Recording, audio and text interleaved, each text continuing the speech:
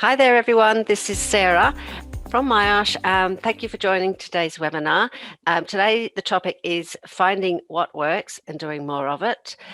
Before I introduce Annette, just a little bit of housekeeping. If you have any questions, we'll endeavour to get them answered at the end of the session. Please use the Q&A panel. I do believe Annette's going to involve some interaction, so hopefully you can join in, and I think that will be done via the chat panel. Uh, as with all our webinars, this webinar attracts CPD points with the Australian Institute of Health and Safety, and the webinar will be recorded and shared later on, and that will be via a video and a podcast also. So Annette Gray is today's presenter. She's an experienced and insightful coach, facilitator and speaker on solution-focused coaching and mentoring. Her passion is developing leaders, safety professionals, and mentors to be more coach-like and taking a solution-focused approach that will help them achieve change fast. Annette has trained more than 7,500 leaders and has over 1,500 hours of coaching in the construction, infrastructure, education, and finance industries. And Annette is also the director of Annette Gray Consulting. So thanks for joining us, and over to you, Annette. Thank you.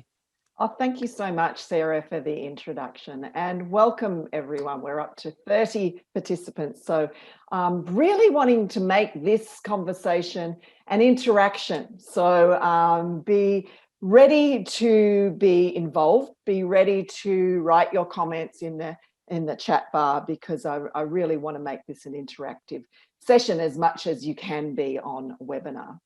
So the topic is finding what works and doing more of it.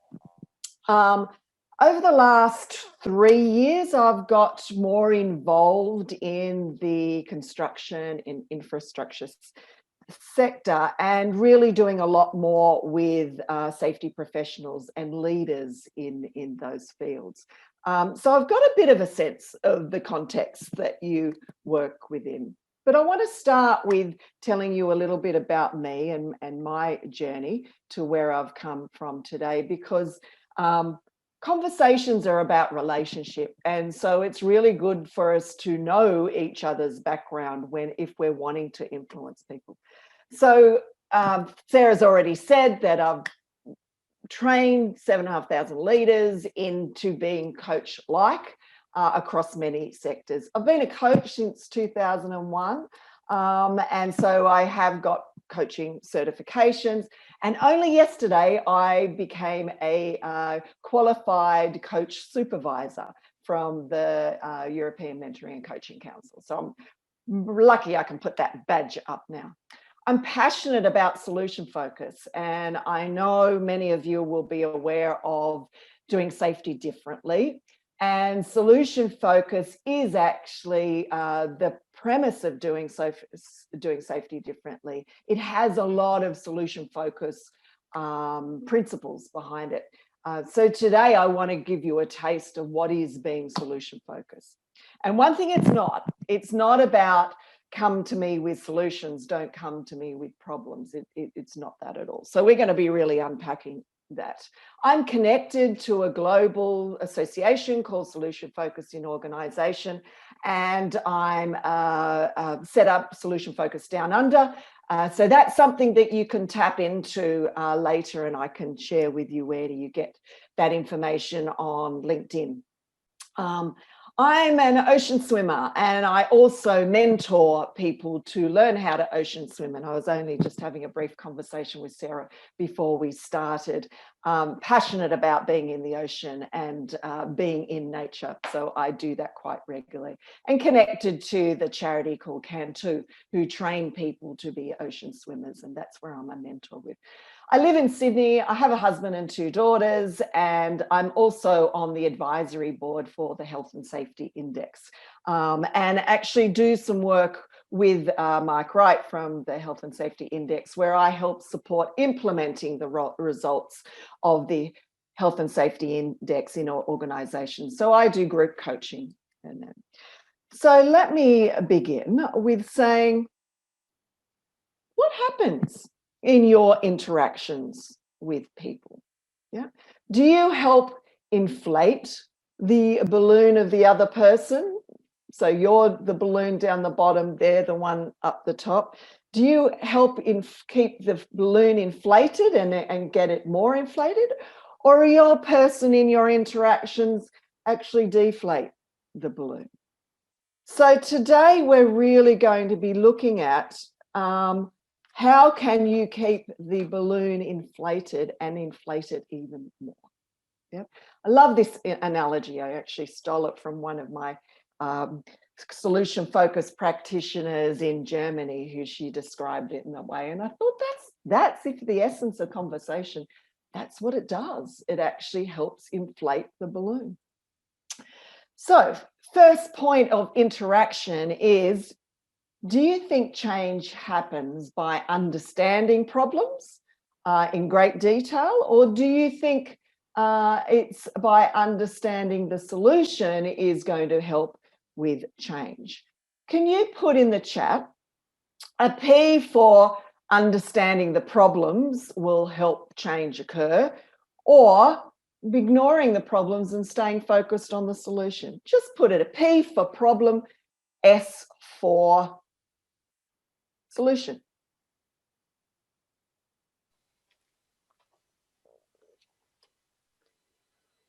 Oh, we've got a bit of even so far. Lots of S's. Oh, a few P's coming through. Lots of P's. Okay. Oh, Avril, thank you. Bit of both. Okay, let's have a look then. Let's have a look at what might happen here if we focus on ignoring the problem and really understanding the solution to the nth degree. So where we're heading today is we're going to look at the difference between problem talk and solution talk. And then I'm going to go into a little bit about what is solution focus, what is the principles behind solution focus, and how they can impact you in every interaction, whether it was with colleagues, with clients, with bosses, with family members, how it can actually change your relationships with other people. And then we're going to understand where do you actually orientate the conversation? Are you one to ask problem-focused questions, or do you ask solution-focused questions? And then we're going to do a little bit about how do you listen, and then your reflections. I want some interaction around that. So how will you know today's session has been useful? Given what you've heard already, or given what enticed you to sign up and come on today, what are you curious about? What is it that you want to know more about? Could you place a brief comment in the chat, please? What are you curious about? What do you want to know more of? Just one brief comment in the chat, please.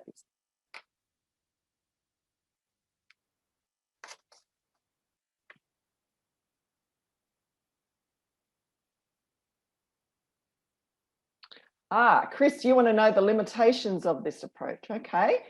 Michaela sent a check on my current approach. Yes, you can compare what's working now in what you're already doing. Yeah, thanks, Emily. Improve the outcomes of the interactions. How to get the most out of the interactions. Thank you, Alistair. Motivating those who don't want to inflate the balloon. Yes, we can touch on that. I will certainly comment on that in the end. Nicole, I want to switch from my perspective and help others do the same. Current workplace is problem focused and I want to be solution focused. Well, you're in the right place. Thank you, Nicole. How to frame conversations. Great. Thank you, Ryan. And Darren said that engagement, empowerment of our people. Yes, this is actually helps with engagement and helps with empowering, Darren. Fantastic.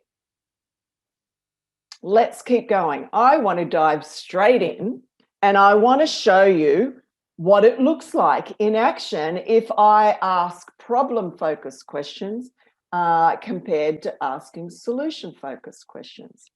And I just saw the final comments there in the chat.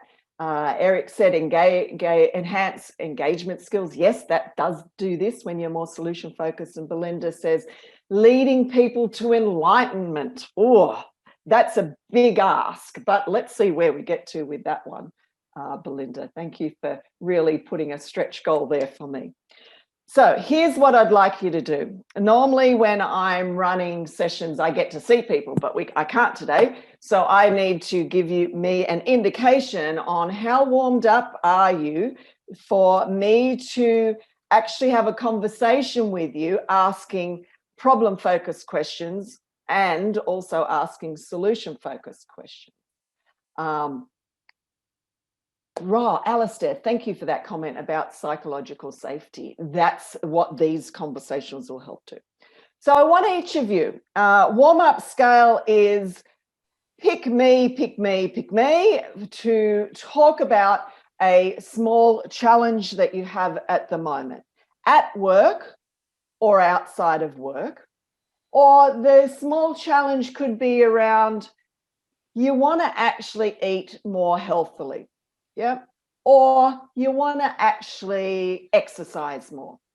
So you can choose a challenge, a small challenge that you have at the moment, inside or outside of work, or you can choose how to eat more healthily or how to exercise more. I will have that in your head, and I want you to write down, don't have to write it in the chat, but just write it down on a piece of paper. What is the challenge that you keep thinking about that you have on your mind? Don't make it one of the biggest life challenges, because this time's not going to do it justice, and I don't want to leave you hanging. So challenge, inside or outside of work, healthy eating or exercise. So have a think about which one it is. I want you to write a 10 in the chat if you're really warmed up to make movement on that challenge. A 5, yeah, lukewarm. If no one gets a high score, I'll do it. And a 1 is, there's no chance you're going to let me have a conversation with you around this topic. So when I go 3, 2, 1, put your number in the chat. And Stefan said 8. So, Annette, I think we should just make it clear that we might be promoting this person to a panelist so that they can speak. Great comment, Sarah. So yes, we'll be promoting you to be your video on, and so I can have a conversation, so I can see you in this. Yeah. So at the moment, the 8s that I've got coming through are Chris Harris, Keith, and was it Stefan? Did you see an 8 on? Was it Steph? Yeah, all I've got is just Steph. Yeah. So out of the 3 of those people, Steph, Keith, and Chris, could you just put in the chat, what's your topic? What is your challenge about? Is it exercise? Is it eating? Is it challenge at home or work? Yep. If you could just write a brief comment. Okay, so reviewing the business critical risks, trucks hitting power lines is Chris. And Keith is influencing my leaders. All right, I'm wondering, Keith, would you mind if I go with you? So what it'll mean is Sarah's going to change you to a panelist. So Stefan's gone for you. Great, thanks, Stefan. So Keith, you're my selection. Can you tell me what Keith's surname is? Sadie? Sadie, yes. Okay. All right. Keith, you're on. Could you put your video on, Keith, and unmute yourself? Unless you're driving a car. Unmute, okay. Do you think I could see you? Can you see me? Not yet. Okay, why is that? Oh, hang on. What was this one? Start video. Yay! Yay! Awesome. Lovely to meet you, Keith. And thank you for being so quick to volunteer Right. for me. So I just need to set everyone else up in terms of what they're to do. The lighting is a bit difficult to see you. Is there any way of putting a light on? Great. Oh, it's not very good either. Is there a blind or a... I wasn't expecting this. I appreciate it. I love your spontaneity. Let's go. That should be fine. So Okay. you sit closer, if you can sit closer to the screen so that people can see you. Awesome. Okay, so here's what everyone else is to do. You are going to play the role of forensic scientist, and you're going to be watching what happens to Keith physically when I ask one set of questions to the other set of questions. And then we're going to debrief. What was the difference? Yeah. So let's start, Keith. So your topic is influencing leaders. So I'm going to ask you some of these questions first, which are problem-focused questions. Then I'm going to ask you another set of questions after this set. Yeah. So tell me, Keith, what is one of your challenges at the moment around influencing leaders? Well, one of my senior leaders is very entrepreneurial, shall we say. And to explain that a little bit more, entrepreneurial means you need to take risks. And taking too many risks puts you in the wrong place with our regulators and obviously in the workforce and that sort of thing. So trying to get them to understand them taking these risks have a flow-on effect down the line to ultimately to workers. Now it's a fairly large contractor workforce.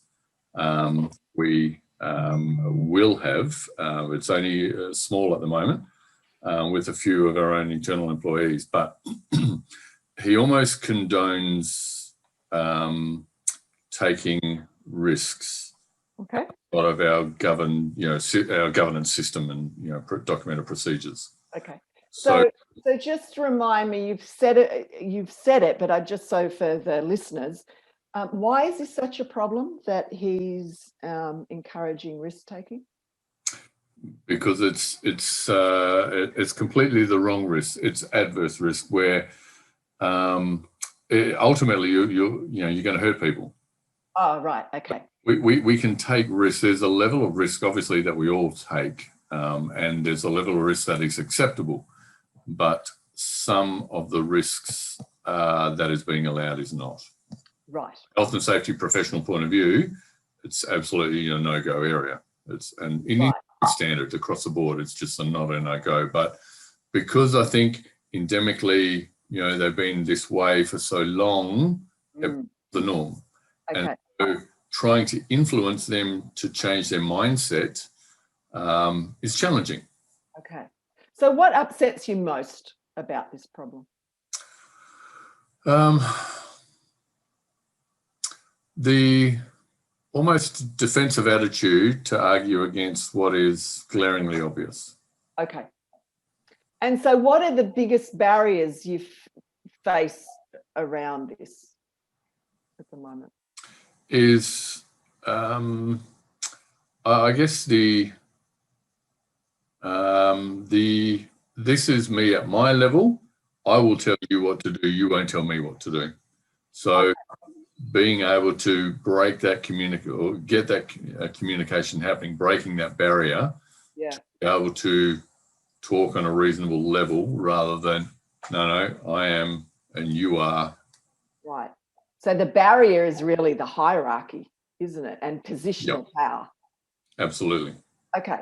So shake off that. We're going to move now to being a bit more solution focused.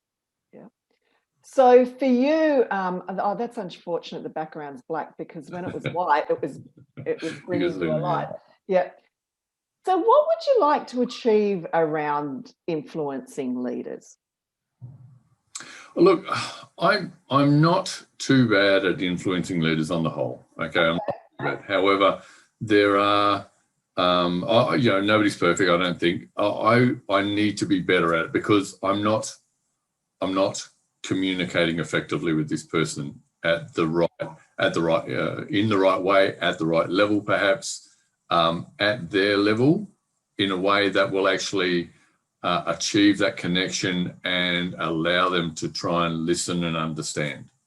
So you want to be able to communicate better with this person so that they understand the implications. Okay. Could call it just senior people in general. Perhaps. Yeah, okay, got it.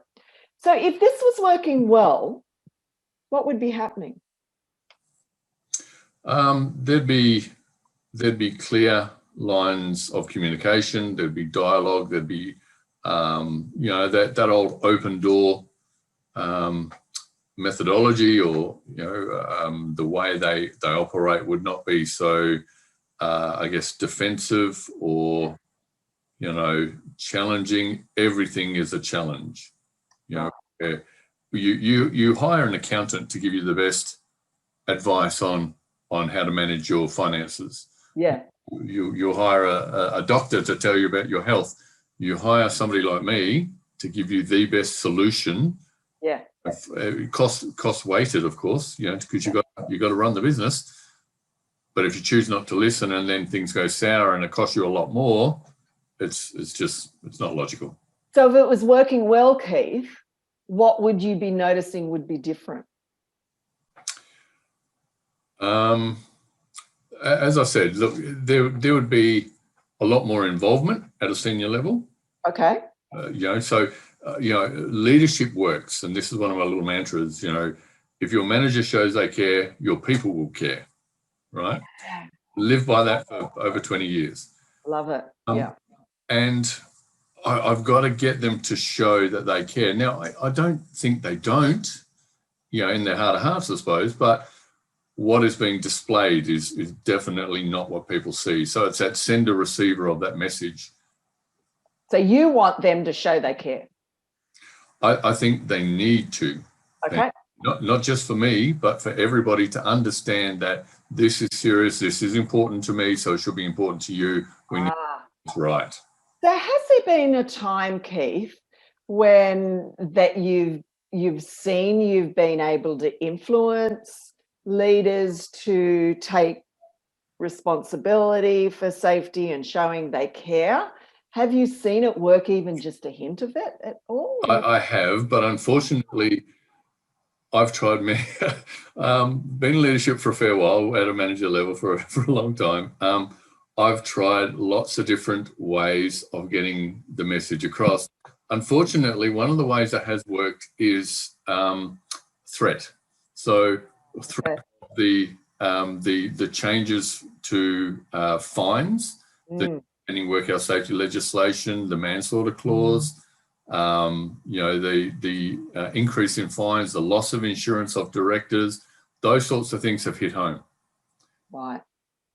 You should never have to get into a threat situation to influence a person, let alone a manager, an employee, or otherwise. So has there been a time where you haven't had to go to the threat part and you have influenced leaders to care more? Has there been a hint of that with any leader at all? Look, there has, but it's taken a huge amount of work, a huge. And what worked? Beg pardon? What worked with you persevering and influencing there? What worked? Demonstrating the outcome if we don't change. Okay, got it. So what would others notice if you were managing this challenge a little bit more in the direction you want to take it? What would they notice? About you, yeah. If you're doing a little bit better at influencing leaders. I think you'd have a lot more, probably a lot more involvement, a lot more, and that comes from a lot more of an open communication stream. There'd be a greater level of interaction, perhaps. Okay. So they would notice you are having more interactions with these leaders, and Absolutely. you're being asked in to talk about your perspective as a trusted advisor, you know. Well, that it'd be more like offering solutions to the problem, which is sort of how I prefer to come about this. Look, this is an issue. This is what could happen if we don't, but here is a solution that we could use. There are a couple of other options that doesn't, quite stack up as well as this one, but here is multiple. How would you like to go about this? Try to get, and this is the way I generally work. Nice. Okay. So if you were to take one single action in the next, 48 hours or next week, what would be one small step that you could take to move forward on this? Now that's a very good question. I've tried a lot of different methods. Yeah. Hence why I'm asking this question to everybody else, because I'd love to hear everybody else's opinion and see if there's something else that works for others that I haven't tried, perhaps, or okay, that sort of thing. So look, that's a difficult question. Okay, a really tiny step. What might you do? If I could take one single action to move this forward, what would it be?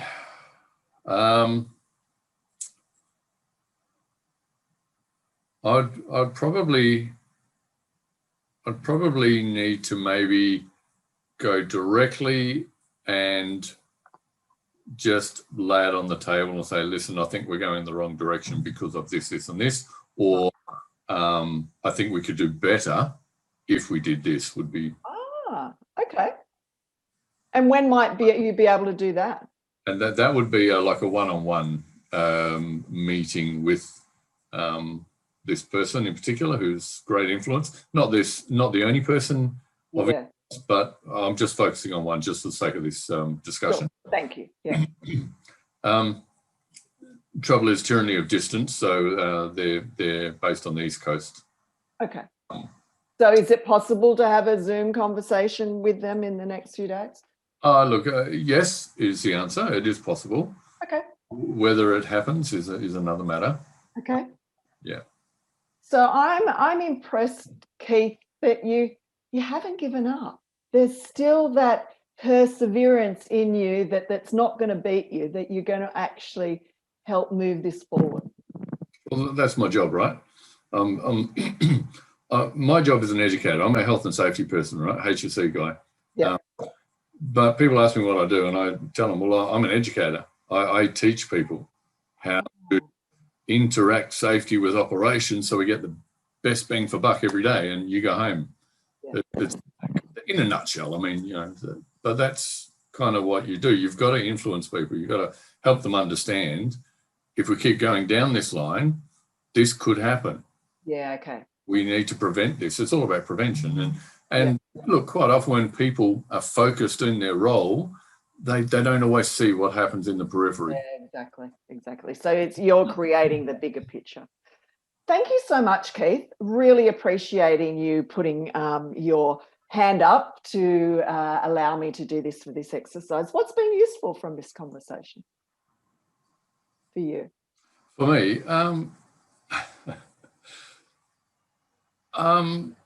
look, I suppose it's a realization that I need to take the next step. I've been trying to influence, I guess from afar to, for want of better words. But I guess I will take the next step. And look, I got to admit, it's daunting. Yeah. This person is a very high performer, very, very well educated, very well respected. It's difficult. Yeah. Totally get that. Thank you. Yeah, thank you so much. You've done the hard work now. It's everyone else, the 47 others who are going to comment on what did they notice was different from 1 set of questions to the other. So Sarah's going to be putting you back into being an attendee rather than you being up on the screen. So really grateful for you being the guinea pig for that exercise.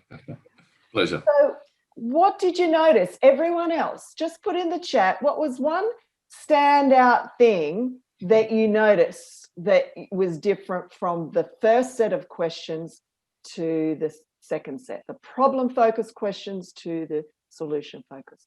What did you notice was different? Just put it in the chat. One thing that you noticed. Remember, your role was to be the forensic scientist.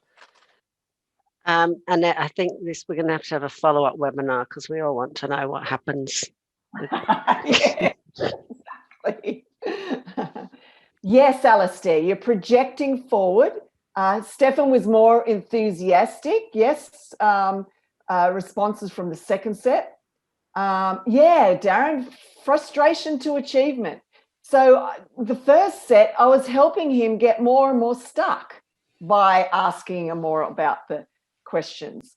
Oh, Nicole, very observant, noticing him swivel in his chair on the first set of questions. The second lot, he was composed and confident. Nice pickup. You are a very good forensic scientist there. Michaela, seeing the outcomes lifted the conversation. Yes, getting it to what does he want? What is the outcome he's wanting helps motivate people to move forward on it. More focused on the second set. Yes, thank you, James. And Colin, yeah, couldn't fix it versus taking action. Yes, yeah. So I actually took him to a place of helplessness in the first set of questions. And we actually make the problem get bigger and bigger. And Charlotte, thank you. Yes, thought-provoking questions make him think about it himself, of what he could do about it. Yes, Belinda, he was circling around the problem-focused. He was doing that easier with the solution-focused one. So thank you for those who've commented. Great. Yes. Problem-focused questions help make the problem be bigger. Yep. Solution focus leaps the problem to what is it we want instead of the problem. So I'm going to just show you a way you can think about where do you orientate the conversation, because that is what helps the interaction and helps move things forward. I love this quote from David Cooperrider, which is, people live in the worlds our questions create. So be very, very conscious of where do you take the conversation based on the questions you ask. And I've noticed in particular, safety professionals, because of the nature of your role, it's very problem focused. I'm going to give you an alternative of where you might focus to help make progress in whatever change you're after. And if you're talking about culture change happens through conversation. So let me share with you this lovely way of looking at where do you orientate the conversation. Do you orientate the conversation based on timeline, based on what's happened in the past, or what is it you want going forward? Yeah, so timeline is one axis we can focus the conversation on. So the problem-focused questions focus purely on the past. The solution-focused ones was focused on the future. If we look at this other axis, the content, where do we focus the content of the conversation? On the good stuff, or what's wanted, or the positive, or do we focus on the not so good stuff, what is not wanted or what is not working?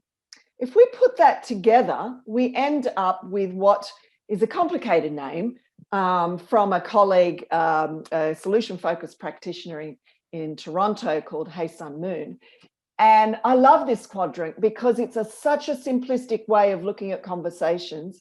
How do you help people stay in quadrant 1 and quadrant 2? Yeah, quadrant 1 being the preferred future. So me asking Keith, what does he want instead of what's happening at the moment in terms of influencing leaders? How would he know that he's made progress on this? So the first set of questions were really about quadrant 3 and 4, which is the causes of the unwanted, how come it's such a problem, and understanding that to the nth degree, to, well, if the problem continues, we're going to have the risk, with people's safety going forward. So solution talk actually sticks with quadrant 1 and 2. People might start the conversation in quadrant 3, but how do we quickly reorientate them to what is it they want instead? Yeah. Have they been in this situation before? What worked in the past? So orientating them to, there may be hints of what they're after that's happened in the past.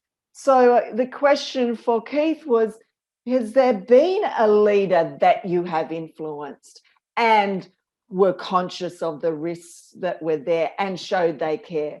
How did you do that? He said, well, it took a lot of time. Yeah, but it did work. So we don't need to understand the problem to help people make progress. So I want you, given this frame of where do you orientate the conversation, I want you to think about 2020 for you. I want you to think about what were the 3 things that you were most pleased about in terms of how you managed, yeah, whether inside of work or outside of work, or how your organization managed, or what influence you had in how they managed through 2020, which was, a big upheaval of real, we're all rocked off our equilibrium at that time. So think about that. What are the top 3 things that you're pleased about and how you managed? And then think about, how did you do that? What was it that enabled you to pivot, the word of the moment last year, the word of the year, or do things differently? What was it? And I want you to just write down one thing that you were most pleased about in the chat of how you managed last year. So managing change, Darren, thank you. So what specifically were you most pleased about on how you managed change? What was it? Stefan, improved communication whilst, skip down, I've got to move back up. This is Stefan, improved communication whilst in New Zealand lockdown and vulnerable team members. Wow. So I'd be curious, Stefan, how did you do that? How were you able to improve communication? Balancing working from, I think you meant to say home there, Nicole. Okay, what else? Belinda, if you don't have an in-depth understanding of the problem and safety, you could lead someone in injury and death by applying a solution that misses. Yeah, that's possible, yeah. Deeper relationships, Alistair, how did you do that? What was it that worked by having deeper relationships? Looking forward, great. Thank you, Wayne. Imparted my knowledge, taking ownership while educating seniors. Yep, awesome. Maintain support. Thanks, Emily. Let's see what else we've got. Chris, maintained relationships online, had to learn new apps. We're all thrown in the deep end in terms of managing through Zoom or Teams or Skype. Keith, establish a high level of trust to manage the COVID impact in my home and business. Thank you very much. Okay, so where have I taken you by asking you this question? I've taken you to the resourceful past, quadrant 2, by asking you how were you able to do that? I could have said to you, list the top 3 things that you're most disappointed with in how you managed through 2020. And that would have taken you to a problem focus. So our questions determine where we take the conversation. Let me just see. Charles has said regular communication with all stakeholders and detailed business continuity plans. Lovely. Thank you, Sarah. Discovering new hobbies in lockdown. Yes, I never knew I enjoyed puzzles so much. So let's keep moving. What is solution focus then? A good way to look at what it is change is happening all the time. The simple way to change is to notice the useful change and amplify it. So what I did with my previous question, asking you, how did you were able to get through last year? What were the 3 things you're most pleased about? Has taken you to notice what the useful change was about. Yeah, and then we build upon it. So if you think of you influencing safety in your workplaces, how do you notice the useful change? And even though it might be just a small thing that happened once off, how do you actually lean into understanding that more? The teams I'm working with in New Zealand around group coaching, around implementing their health and safety index results, is finding when it works and how have they been able to do that. So I was really taken with how safety leadership happens there, that it goes really well. So we've been unpacking how come it goes well, so they can create more of that. Just let me look at the chat. One person says, praise. Yes, certainly agree, Wayne, in terms of making change happen. So if we look at problem focus, it tends to be looking at these things. What's wrong? What needs fixing? Blame and control, causes in the past. The expert knows best, so you take the position as an expert. We're looking for deficits and weaknesses and complications, and we're trying to define it. If you take a solution-focused approach, it tends to look like this, which is what is wanted, what's working already. Has there been some progress that we've made in one side or another that we may need to build on that? It's influencing, it's collaboration, it's finding people's resourcefulness and strengths and building upon that. So what solution focus is not, don't come to me with problems, come to me with solutions. That's not it at all. It's actually co-creating the solution through the conversation. So my best guess, if you can actually collaborate, you can have a conversation as an equal, as Keith was saying, being in this together, it can actually help influence things quicker. And so the solution focus assumptions are that there's already competence there in the other person or other people. How do we tap into that resourcefulness? How do we tap into those strengths? And allowing people to be the experts in their context. And you're coming in to work beside, but not be the expert imposing. You have a knowledge around safety, but working with people rather than on people has better outcomes. Yeah. So how do we focus what is right rather than what is wrong in finding a way forward and helping influence things? We can work on what's wrong by helping focus on what's right first and building upon that. Yeah. So we're actually good at noticing exceptions to the problem. When the problem happens a tiny bit less, have we been able to do that?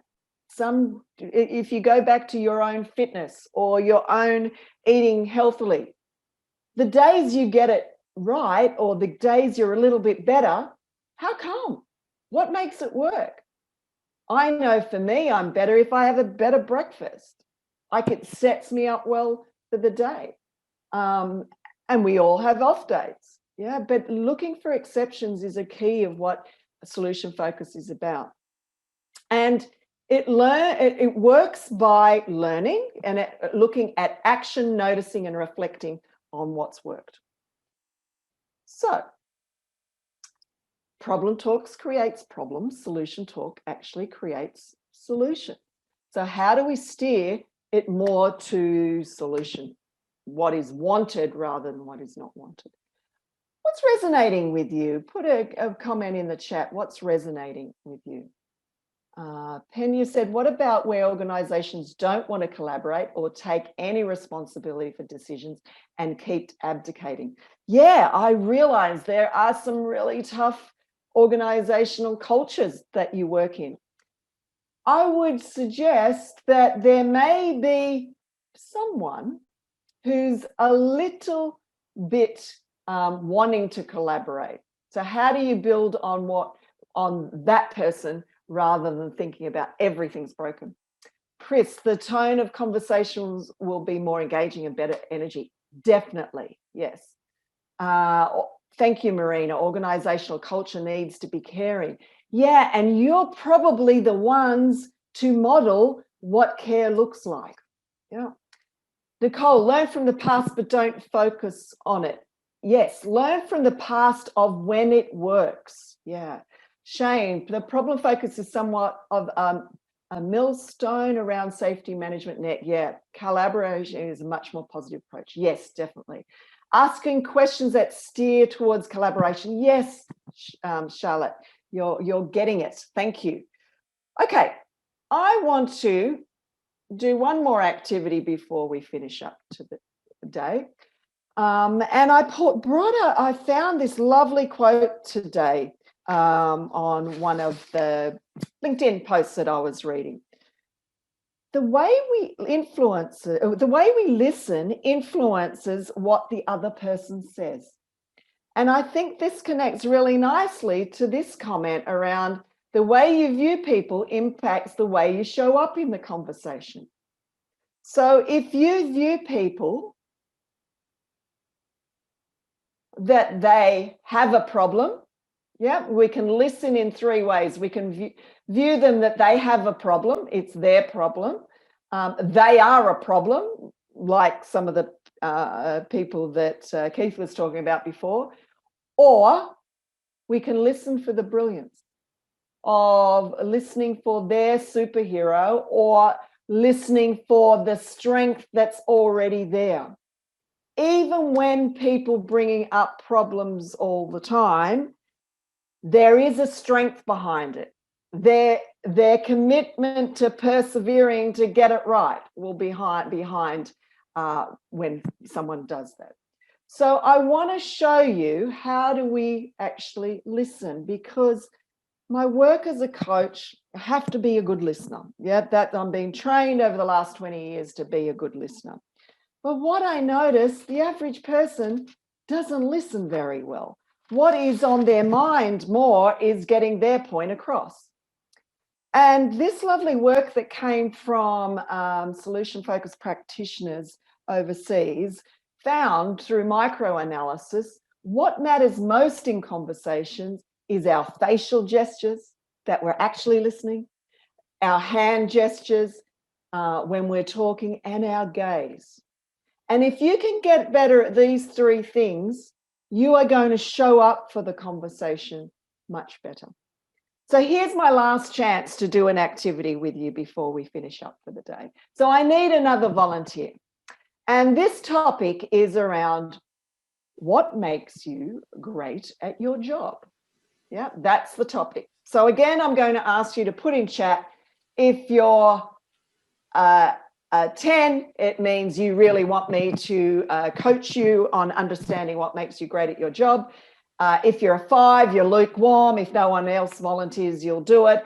And 1 is there's no chance. You're going to talk about how good you are at your job. So when I go 3, 2, 1, please put in the chat 10, 5, or 1. Yeah, who would be up for me to have a conversation around how great you are at your job? Charles has got 5. Have we got any more? Keith has got 5. Oh, Chris, there's no chance you're going to be volunteering. Neither's Pen. Stefan's 4. Great at your job, Nicole, but no camera. That's okay. Yeah, I'm happy for that to happen. Avril's 5. Got any more takers on 5? I might go for you, Nicole. if you're open to us hear you, but you don't have to put your video on this one. Everyone else, I want you to watch what happens. So Sarah, if you could get Nicole up so I can speak to her directly. Okay, right, yes, Nicole. Cool. Yes, good on you, Nicole says. What's Nicole's surname? N-A-I-double-C was her. Nicole, can you just say your surname? Oh, sorry, because it's got two C's. Yeah, two C's, yeah. All right, Nicole, I've made that happen, hopefully. Awesome. Nicole, thank you Yes. very much for volunteering for this. This is a lovely conversation to have. So tell me, what makes you great at your job, Nicole? I feel like I'm a reasonable communicator. I have experience and I enjoy coming here. Awesome. So how do you do that in terms of being a reasonable communicator? What works? A positive outlook, I guess, open to suggestions, open to listening, and not afraid to put forward my own opinions. Wow, okay. So it sounds like you partner well with people that you work with and are influencing. In terms of your positive outlook, you're open to suggestions. So you're working with rather than working on people. Yeah, that's how I feel. Great. What else makes you great at your job? I guess experience and willingness to learn, taking part in things like this. Yes. So experience and open to learning. Lovely. And how do you learn? What are the things that really help you learn? I'm a hands-on learner more than a reader, I guess. I mean, I like reading, but taking part in things, trial and error. So this is perfect for you, what I'm doing with you now. Yes, yeah. And thank you for volunteering for this. Awesome. So what else makes you great at your job? That's probably it, I think. Just having done it for a while and not being afraid to give things a go. My work environment's pretty flexible. There's different things that pop up each day and just being able to be flexible and deal with them. Okay, lovely. Well, you've done the hard work now, Nicole. We're going to hear from everyone else. Everyone else, what was the standout strength that you think Nicole has based on what she just said then? And thank you for volunteering, Nicole. I appreciate it. Just put in the chat, what's the standout strength that you've heard? She's clear voice. Nice, Wayne. Courage to volunteer. Yes. Self-confidence and belief in her skill set. Yes. Great confidence. Yes. Oh, wow. Standout. Confident. Awesome. But humble. Yes, Avril. I heard that too. Open communicator. Working with. Yeah. Willingness to learn. Prepared to listen. Yes. Open to trying new approaches. Yes. Thank you. And so back to you, Nicole. What would be a really small step that you could take to bring out one of those strengths even more, if you could just unmute it? I guess putting into practice what I've learned today. I did screenshot the problem focus versus solution focus, and that's really what I want to focus on, the collaboration, asking the right questions, and overcoming. We have a few barriers in place at the minute, just procedural, and we want to make some changes, and I think this is going to be a great way to do that. Fantastic. So what's your first small step you're going to take in terms of helping with this change that you're implementing? Well, I currently have a list of problems and I'm going to rewrite that with a list of solutions. Okay. Awesome. Well, thank you very much, Nicole. Really appreciate it. Thank you. So if we, Sarah, you can put Nicole back into being in attendee. So if we view people around their greatness. What have they already got that can be built upon?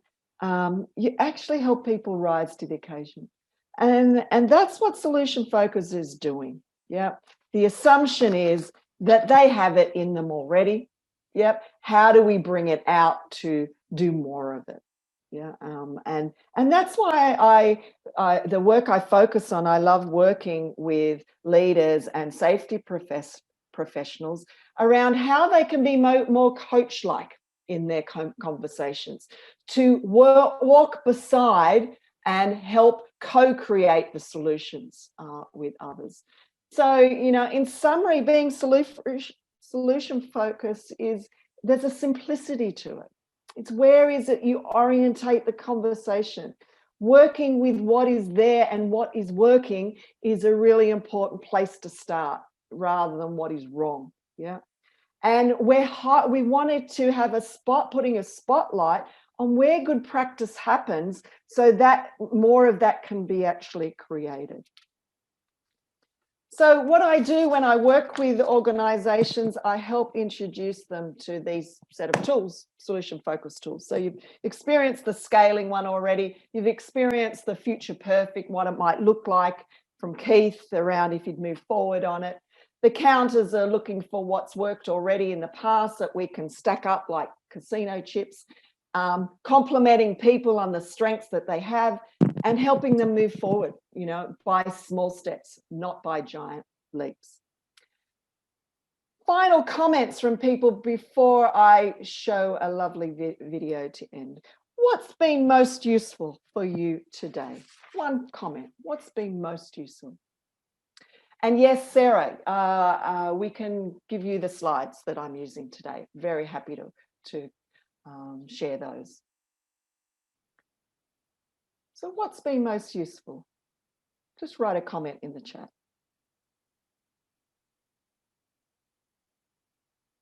Are being shy?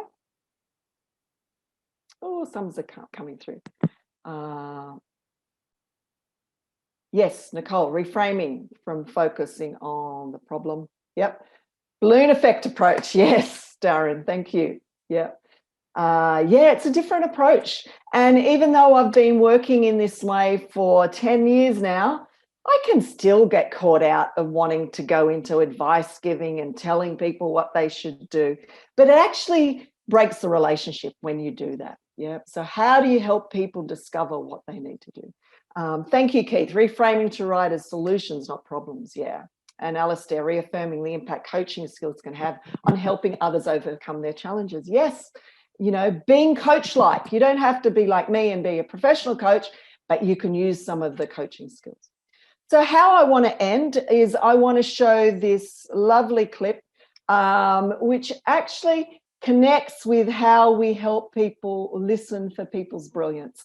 And it's a clip that shows how for kids, we can label kids easily. And I think we do this in the workplace. We label people pretty quickly of what their psychological disorder is based on our experience of interacting.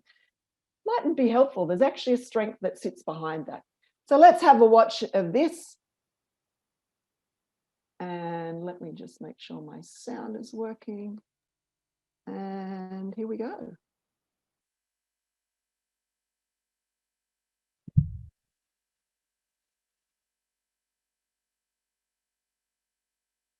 It stopped.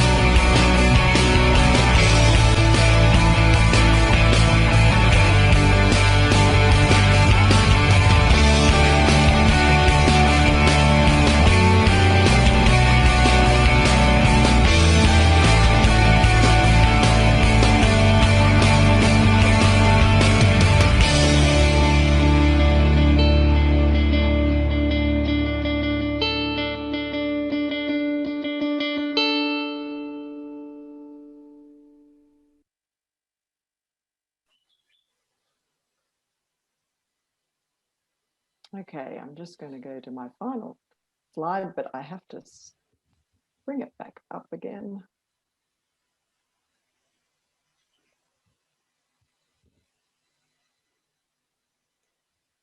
So thank you, folks. Thank you for the interaction. I do have an offer for the first 5 people that connect with me on LinkedIn.